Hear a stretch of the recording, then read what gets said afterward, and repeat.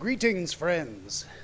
Welcome to the very first ever episode of Augury, Bibliomancy and Chaos, where I bring you the A.B.Cs of dream interpretation as I understand it.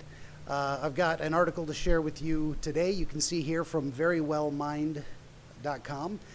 And right here at the top, you can see it lists different theoretical perspectives. And definitely there's Freudian, Jungian, but there's also a couple that I was previously unaware of, but which completely line up with the way I approach dream interpretation in general. Again, this is not the kind of thing you can flip open a random dream encyclopedia and say, what does it mean when I dream about water?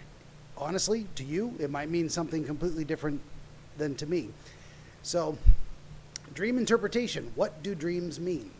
While there are many theories to explain why we dream, no one yet fully understands their purpose, let alone how to interpret the meaning of dreams. They can be mysterious, but understanding the meaning of our dreams can be even more mysterious. The content, as it says here, can shift suddenly, featuring bizarre elements, sometimes terrifying imagery, but the fact that they can be so rich and compelling is what draws many of us to try to understand just what the hell is going on here.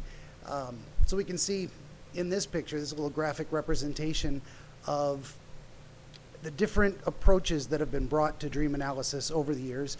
Of course, we go back to Freud, and he relates it to unconscious wishes, which is a very good foundation. That can mean a lot of different things. This fellow, Domhoff, he relates it more to a reflection of the waking life. Jung, his approach, it says here, compensation for underdeveloped parts of the psyche. He broke it down into different pieces that each needed to grow on their own, and when they were insufficiently expressed, then they would be coming out in your dreams, like, hey, pay attention to me. And then also, this fellow Hall describes it as a part of the overall cognitive process. Now, this picture is fantastic because it captures pretty much everything I bring to dream interpretation. Yes, unconscious wishes are there. Yes, unexpressed elements of your personality are there. Yes, reflections of your waking life, your hopes and dreams and wishes and fears and anxieties. And at the very end of the day, it is quite literally at the end of the day, your mind processing itself while your sensory input is offline. You're not taking in more data. You are processing what you've already got. And there's one theory that says that's why people who go sleep deprived for many days in a row eventually end up psychotic, because you gotta stop every once in a while on a pretty regular basis and just process, just decompress all that data you've been taking in. So to continue on with the article, prominent researchers such as G. William Domhoff suggest that dreams are likely serve no real purpose.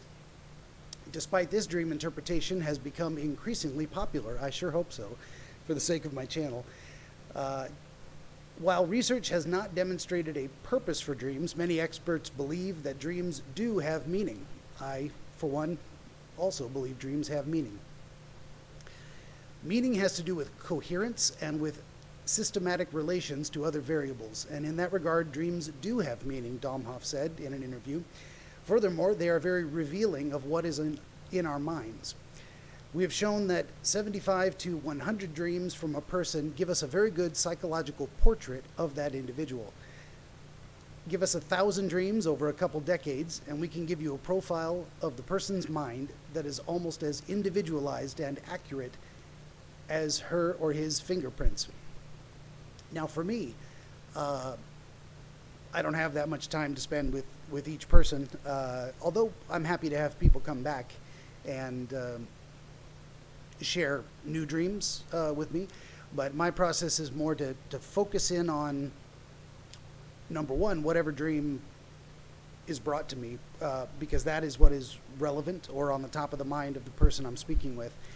And Number two, I'm not going to have 1,000 dreams to go off of for a single individual, so I'm going to keep that analysis very focused to that interaction and feedback. So that's a little bit about my process. Moving on to Sigmund Freud, good old, sometimes a cigar is just a cigar and sometimes it's a penis. Dr. Freud, he saw dreams as a road to the unconscious mind. So he wrote a book way back when, The Interpretation of Dreams, in which he suggested that the content of dreams is related to wish fulfillment. Freud believed that the manifest content of the dream, or the actual imagery in the event, served to disguise the latent content, or the unconscious wishes of the dreamer. In my perspective, yes, that is entirely possible. And a lot of people give Freud, they give Freud a lot of shit because he was a product of his time, we can say. And he had a lot of strange ideas, but a lot of people forget he was the OG. He was the original granddaddy of sitting people down and talking to them. You know, before him, that just didn't exist. That was not a common medical practice. So you got to give him respect for that. And also, many of the ideas that he introduced are so fundamental to the practice of psychology today that we've forgotten where they come from and who thought it up, and the fact that it didn't exist before, for example, Freud came up with it. In terms of dreams having both manifest and latent content, yes. Freud would have said maybe the manifest disguises the latent, and it can, but not always. Sometimes the manifest content is exactly what it is, and it has its own meaning. So I think there's both, and you have to be, when you're doing real sit-down, intensive conversation, dream analysis with someone, that's one of the elements I like to focus on, is try to tease out, is this what it appears to be, or is this something else? And that's individual to every single person. So Freud also described 4 elements of this process that he referred to as dream work. So he had his own system he developed. First, he talked about condensation, that there were many different ideas and concepts represented within the span of a single dream. Information is condensed sometimes into a single thought or image. Displacement, this element of dream work disguises the emotional meaning of the latent content by confusing the important and insignificant parts of the dream. Symbolization, this operation also censors the repressed ideas contained in the dream by including objects that are meant to symbolize the latent content of the dream. And secondary revision. During this final stage of the dream process, Freud suggested that the bizarre elements of the dream are reorganized in order to make the dream comprehensible, thus generating the manifest content of the dream. I don't have a lot of commentary on his process. It's not my process, but these are good ideas to keep in mind when you're doing it. So I may not use these exact words, but you'll see me do that very frequently when I get more content up. Digging down into what do these things mean? What do they feel like? How do they work? And then relating it to real life experiences or unspoken desires, as we'll see going on. Moving on to Jung, he very famously came up with the concept of archetypes and the collective unconscious. While Carl Jung shared some commonalities with Freud, he felt the dreams were more than an expression of repressed wishes. Jung suggested that dreams revealed both the personal and collective unconscious, and believed that dreams served to compensate for parts of the psyche that are underdeveloped in waking life. So, just a little bit for folks who may not know, Carl Jung has a concept called the collective unconscious, which is, as it says in the term, it is collective. It is the entirety of humankind, that we all kind of share this common unconscious experience, and we may even be connected to each other unconsciously in kind of a psychic fashion. But not just that kind of psychic thing, but like a historical fashion over time. The idea that sometimes, and it's been shown lately in some research, that even our very DNA has a memory, and that acts itself out upon our physical life and our thought processes as we go forward. There's many people now bringing up the issues of collective historical trauma being passed down. But it works both ways. It's not just trauma. It can also be historical collective memory of tribes and positive experiences passed down. The idea of ancient wisdom being communicated to us almost through our very bones. It's fascinating. Going on. Jung also suggested that archetypes such as the anima, the shadow, and the animus are often represented as symbolic objects or figures in dreams. These symbols, he believed, represented attitudes that are repressed by the conscious mind. He said, unlike Freud, who often suggested that specific symbols represent specific unconscious thoughts, Carl Jung believed that dreams can be highly personal and that interpreting these dreams involved knowing a great deal about the individual dreamer. So this is where I draw my process from, is that you can't just sit someone down and they say, I dreamed about a river and I was on the river. And you can tell them, I know what that means. Rivers always mean the same thing. They don't. They don't always mean the same thing. They don't always mean the same thing to the same person across two individual dreams. So that's definitely I would describe myself primarily as leaning towards the Jungian perspective on dreaming. Then we move along to this fellow named Calvin S. Hall, who proposed that dreams are part of a cognitive process in which dreams serve as conceptions of elements of our personal lives. Again, this is the synthesis that I'm bringing together across these different types. Absolutely. What you dream about is, in my opinion, again, can't be proven, but I think, to my mind, it makes the greatest deal of coherent theoretical sense.